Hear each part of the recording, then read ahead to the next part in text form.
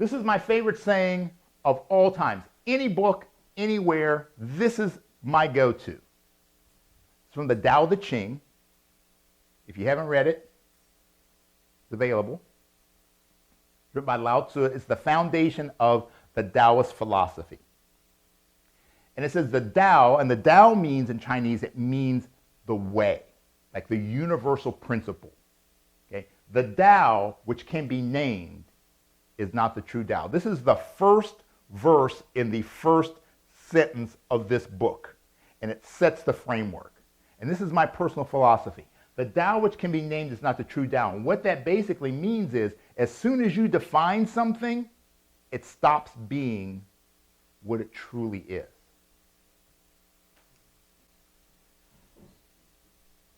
How many of you know the story about the blind man and the elephant?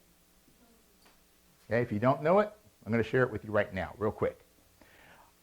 Most people attribute this to Rumi, a Persian poet, scholar, philosopher, but it actually predates Rumi. This goes back into early Hindu and Buddhist teachings. And the story basically goes like this. There's plenty of variations, and my favorite ones end up with a big free-for-all where everybody's beating the crap out of each other. But that's actually the Quentin Tarantino version of this story. So the story goes that there are these 6 blind men, never have experienced an elephant, right? And an elephant is brought to them. Don't ask me why, but they're asked to describe what an elephant is. So the first guy, he's feeling the tusk, and he says, well, an elephant's like kind of smooth and hard and pointy, kind of like maybe like a spear or something, right? And then the other guy is holding on to the trunk. He's like, well, it's kind of like a big snake. And then you got a guy feeling the ear, and he's like, well, it's like a big fan. And then the guy's patting the side. He's like, it's like a big wall. And then the guy holding the leg, it's like, oh, it's like a big tree trunk. And the guy holding the tail, and hopefully nothing comes out. He's holding the tail, and he says, it's like a rope.